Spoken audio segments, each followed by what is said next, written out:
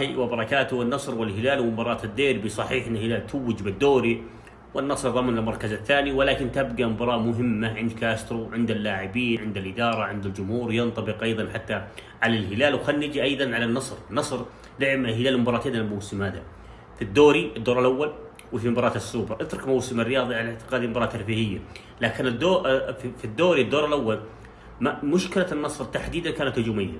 تاليسكا ما كان بوضعه الطبيعي، ماني كان مستوى كارثي، رونالدو رجع من إصابة، فالثلاثي الهجومي ما كان بوضعهم الطبيعي أمام الهلال. فهنا صار كل الضغط والحمل على أوتافي وعلى بروزوفيتش على فوفانا.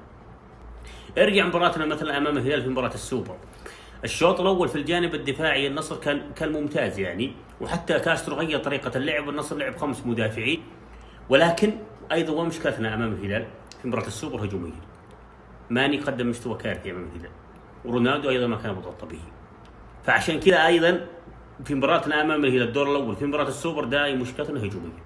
إذا تحسن النصر هجوميا أمام الهلال بلا شك أنه راح ينتصر النصر، وأيضا حتى نهائي كاس الملك. والمباراة هذه لابد أن ينتصر النصر على الأقل معنويا ونفسيا، يحتاجونه اللاعبين قبل مباراتك أمام الهلال في نهائي كاس الملك.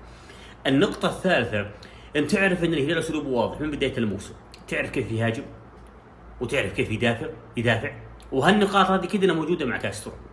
الهلال مثلا معاناة لما يحصل لاعب يعرف يتمركز مع مدافعين الهلال دائما مدافعين يلعب دفاع متقدم وعلى خط واحد.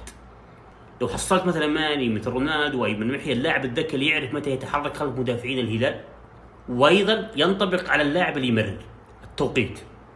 والهلال لما لعب دفاع متقدم مثلا مع امام العين الاماراتي، مباراته امام الحزم، امام الاهلي، امام الاتحاد، معاناة دفاع الهلال.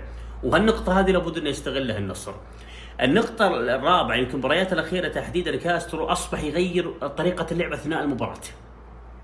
يعني مثلا مباراتين، مباراة الخليج ومباراتنا أيضا أمام الوحدة الإماراتي، مباراة الوحدة ومباراة الأخدود، التغيير أثناء المباراة.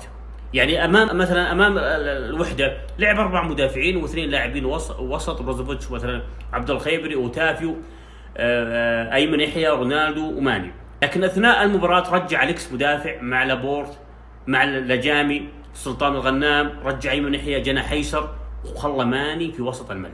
يعني ماني وتافيو، عبد الخيبري وبروزوفيتش 4 في وسط الملعب، ولعب بجنحة سلطان وأيمن، لعبوا 3 مدافعين. هالتغيير يبدو لي وكان يفكر في مباراة الهلال سواء في الدوري خصوصا نهائي كاس الملك، إني ممكن أغير أثناء المباراة. وهالنقطة هذه ممكن نشوفها بكرة، لأنه مباراتنا الأخدود الأخيرة الشوط الثاني مثلا عبد الله الخيبري نزلوا مدافع، يعني لعب عبد الله العمري وعبد الله الخيبري ولابورت، وخلى الجناح الأيسر أيمن يحيى، وخلى الجناح الأيمن سلطان الغنام، ونزل عليه مع ماني في وسط الملعب، وتحتهم بروزوفيتش وعلي الحسن. وهذه قد تتكرر بكرة، لأنه يركز ماني لاعب سريع ولاعب مراوغ، ممكن يعطيه بكرة حرية، ممكن يكون التغيير أثناء المباراة. غياب كوليبالي مؤثر، لأنه قائد دفاع الهلال كوليبالي، وحتى بوجود كوليبالي الهلال دفاعيا يعاني، فما بالك غيابه. حتى في الضغط، في الكرات العالية لاعب قوي بدنيا، في بناء الهجمة ممتاز كوليبالي، فغيابه مؤثر. وانت بكرة مثل النصر، أي أسلوب يناسب النصر هو الفريق اللي يستحوذ. لأن عناصرك اللي موجودة في وسط الملعب لاعبين أصحاب استحواذ، كرة دائما النصر كرات قصيرة، لكن كرات طويلة وجري صعب، هذا لا يناسب النصر. مثل بروزوفيتش، مثل أوتافي، ومثل أليكس، مثل ماني، مثل سلطان الغنام، دائما الكرة القصيرة تناسب النصر. وانت بكرة النصر لازم يفرض أسلوبه على الهلال، لازم تفرض أسلوبك على الهلال. وأيضا غياب كوليبالي مؤثر على الهلال، مؤثر حتى في التنظيم الدفاعي، حتى في الضغط أيضا مؤثر كوليبالي، وانت لابد انك تستغله بكرة أيضا. بنفس الوقت مسألة الشحن، يعني أتمنى يكون اللاعبين بكرة في هدوء، قمة الهدوء، لا يستفزك أحد حتى ما تدخل في توتر وتنسى المباراة ممكن تنطرد في أي لحظة. طبعا الهلال حتى على مستوى هجوميا، يعني متروفيتش لاعب خطير، بكرة ما راح يتحرك مع لابورت لاعب طويل، راح يتحرك مع سلطان غنام بالكرات العرضية، مع مثلا لجامي ولا عبد الله العمري، ما راح يتحرك مع لابورت مع أليكس، لهم لاعبين طوال. فالكرات العرضية متروفيتش يعرف يتمركز، فلازم تكون فيه مراقبة فردية معه، ولا تترك متروفيتش لحاله يرتقي، لأنه لاعب مهاجم قوي. النقطة المهمة اللي هي قوي في الكرات الثابتة، مسجل 15 هدف، عنده لاعبين طوال، فتنتبه خصوصا الركنيات. الشيء المهم حتى مثلا متروفيتش مالكو مثلا لاعبين يتحركون بحريه، يعني معنى ما تحصل متروفيتش واقف ينتظر كوره، لا ينزل وسط الملعب لما يتحرك الهلال يهاجم يطلب الكوره خلف المدافع، مثل هدف مالكم علينا من وسط الملعب لما صارت جهه اليمين لعب كره عرضيه تحرك لاعب حر خلف المدافعين وسجل. فلازم يكون اللاعبين بكره اللاعبين مركزين. والكلام اذا انت تراهن على بروزوفيتش، راهن على اوتافيو اكثر التزام، لاعب ذكي، لانه بكل امانه المباريات الاخيره هو افضل لاعب اوتافيو، حتى في مباراه السوبر كان ابرز لاعب عندك اوتافيو. ايضا لابد الكلام على ماني يكون في افضل احواله، الكلام على رونالدو.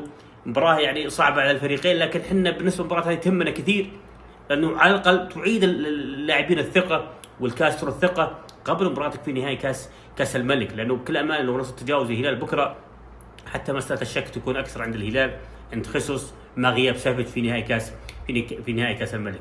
فبالتالي بكره احنا ولا ننسى ان الهلال سجل 15 هدف يمكن اخر 8 مباريات، سجل 15 هدف كلها الشوط الثاني. الهلال يركض الى الدقيقه 90، وحتى الهلال سجل علينا الدور الاول الشوط الثاني. الهلال سجل على النصر في مباراه السوبر ايضا الشوط الثاني. امام الاهلي سجل الشوط الثاني الهلال. فالنصر لابد ان يلتزم 90 دقيقه مش فقط شوط واحد. متوقع خيسوس راح يضغط على لابورت، على لجامي، سلطان، اليكس، الاسبيني، لكن كل الضغط بكره على بروزوفيتش وتافيو، لان الاثنين اهم قوه النصر في بناء الهجمه، قوه النصر في الاستحواذ والسيطره.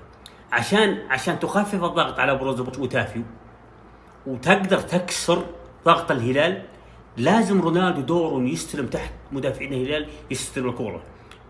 وايضا الكلام على ماني، الكلام على اي من ناحيه، انكم تستلمون الكوره، مش فقط دوركم انكم تسجلون. انا استحوذ واسيطر، لما استحوذ واسيطر هنا لما يصير في ضغط على بروزوفيتش وتافيو، هنا دور رونالدو ينزل وسط الملعب يستلم، ماني يستلم، اي من يحيى يستلم.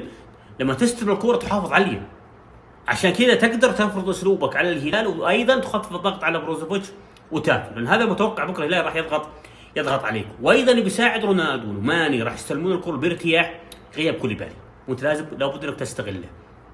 بكره علي الحسن متوقع انه راح يلعب، وعلي الحسن بكره راح تكون مهمته اكثر انه يراقب رب النفيس، يحاول انه يتحد من خطوره الهلال ورب النفيس، لان كوليبالي غايب ممتاز في بناء الهجمه كلها، لكن لابد انك تحد من خطوره الهلال بوجود رب النفيس.